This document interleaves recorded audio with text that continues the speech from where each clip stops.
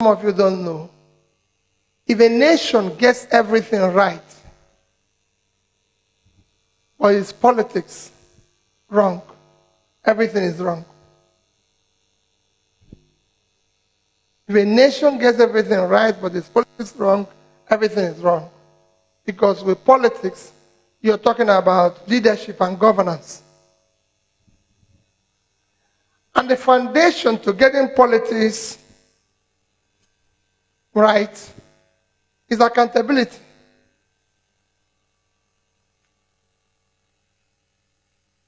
Governance is about service to the people. And that cannot be achieved successfully without accountability. Public office holders must be accountable to the people. It's like answerability. You must be able to answer the people. That is why, especially in democracy, that's why they say democracy is government of the people, by the people, for the people. So it's about the people, not about the leader. So the leader must periodically subject itself to public accountability. And you say, oh no, they don't do that. But it's for you to demand that. I was just speaking to people, and I said, the problem in our dear nation is that people think the leader knows everything. The leader should do everything right. No. It's like that all over the world. There's no place where the leader does everything right. You can check from what is happening in America now. It is the people that are demanding. We want this. You elected them. When they were campaigning, they were telling you all the good things. There was something they offered. Electing them is more like you going to market or going to anywhere to buy something. There's a promise in a product. That's why you paid for it. The same thing is the leader you voted for. There was a promise. I promise that if you vote me in, I will do A, B, C, D, E, F. That is what you're seeing. That is the brand you're seeing in that product which you're going to pay for. So I'm going to pay for this product. I haven't paid for this product. You take it home. You want the product to fulfill what you paid for. The same thing is your leader. I voted for him or her because they promised to do A, B, C, D, E, F. You must demand it and say, you told us you're going to do this. You told us you're going to do this. So we want to know what is happening. If I look at most of you now,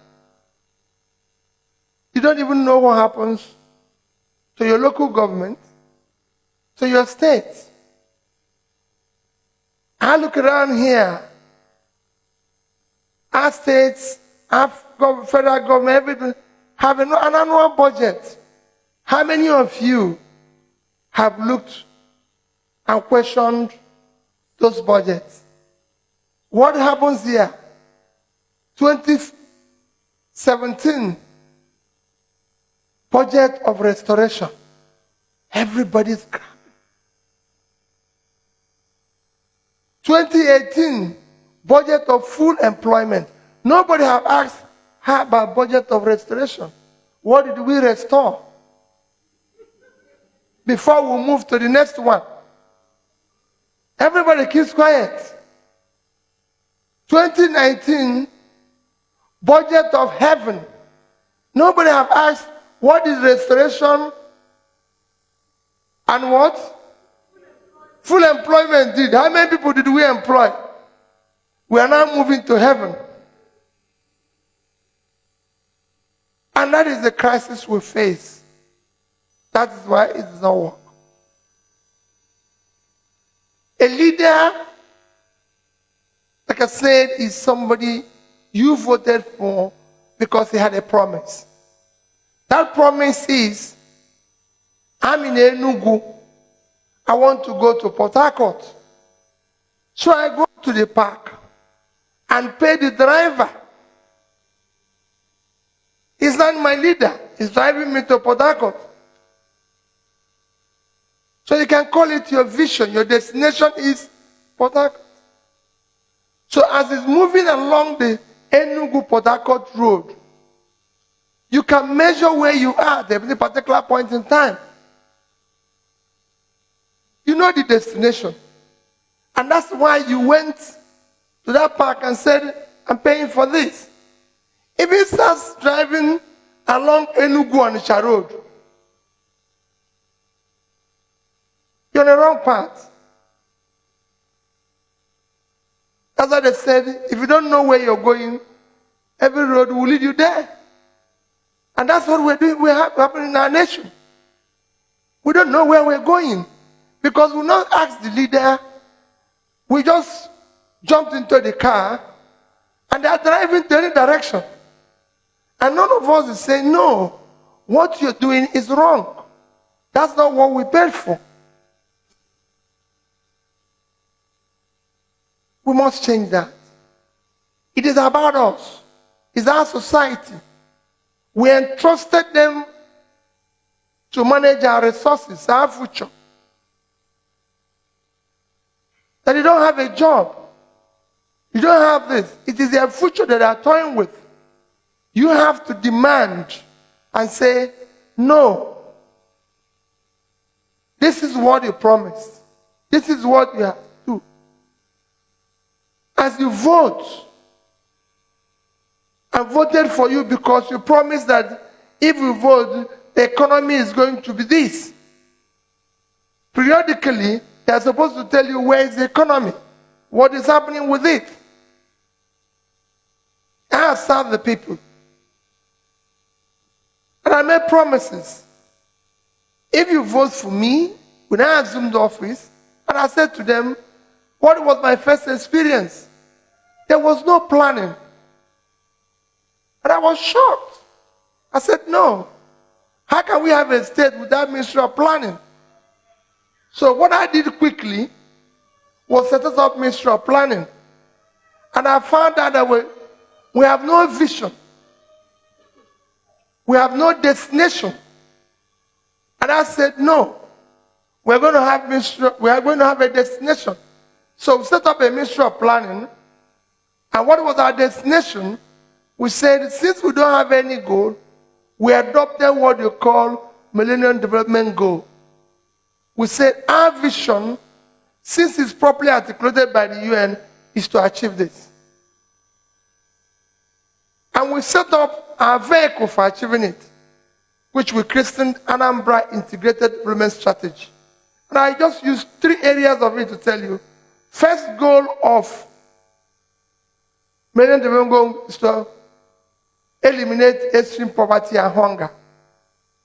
We did the first poverty mapping in this country. We did statistics of where poverty is more in the state.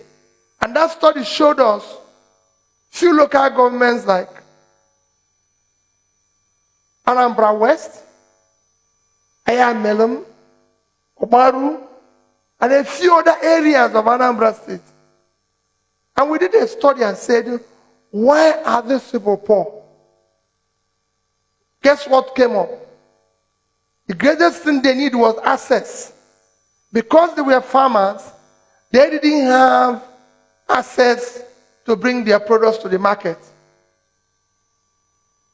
That is the reason that if you go to Anambra State today, there's more rural roads than there is in the urban areas. Because we needed access for them to have access to the market. And while we're doing that, we ask them, it is not about us, it's about you. So you have to question what we're doing. So instead of our plan and our budgeting being supply-driven, it was demand-driven. So what do you want? Because it's about you. Number two was the issue of education. We looked at our education. Remember in 2001, schools were shut down in Anambra State. And by 2006, we're not doing well in WAEC and NECO. We're number 25 and 26. And we said, no, it's unacceptable to us. We must move this to number within the first 10. And everybody said, it's impossible. We tried it and found out that there are things that are missing here and there. We decided to return schools back to the missions. Everybody said it's impossible. It's been done 40 years ago. But wait a minute. We can't do this again. Everybody said, let's change this, let's change this. I said, no. You can't change anything. We don't need to change the drivers, the managers of the school, because we already have an engine knock. So if a car has breakdown where the engine is not working, changing the driver is a waste of time, because you need to fix the engine. The engine is that we have to return the school to the original owners and fund them and support them. Yes, we did that. Within 3 years of doing that, we became number one. We moved to health. We found out just the third one is the issue of health. When we came to the issue of health, we were talking about primary health care, all this and all that, when we did not have one single school of nursing, one single school of midwifery. How can you do, doctors are here, how can you talk about primary health care when you don't have even institutions to train the basic people that are going to do the work? And we looked around again and said, how do we do it? We found out that the missionary institutions have school of nursing, school of midwifery, school of health technology, that were not accredited. As an easier route, we partnered with them and funded them. And I can tell you, if you go to Anambra State today, you see schools like Iyenu, where they have school of nursing, school of midwifery, school of this, at the hospital. You go to Boromeo, you go to St. Joseph's, you go to Our Lady of Lourdes in Ihala. You'll be amazed what you see when you go into those hospitals and the facilities they have there. It was us partnering with them. Why did we achieve this? Because we made it, we took issue of governance to the people, because it's about them, and allowed them to ask questions. I told somebody this morning how an elderly lady made me to pay all the pensions and gratuity that were owing. I was telling them that story. Then I used to go to mass every morning to pray in the church before I go to work. And this old woman, 80 years old, came to me and said, stop praying. I'm being owed pension. So you have to pay it. And God will hear your prayers. And I followed her at home. And she told me a story of how all of them have been owed. And what did I do? I had to check all their standing pension and gratuities. And we're owing over 30 billion. And we decided we must pay it. So that every month, we must find $1 billion to pay that. And in 3 years, we're not owing anybody. But that old woman had the courage. And that's what we're not doing today. I'm pleading with all of you to have the courage of asking that question to your political leaders, to be accountable for managing political resources. It is not their own. You elected them. Election is coming now. Make sure you elect the right people. Hold them accountable.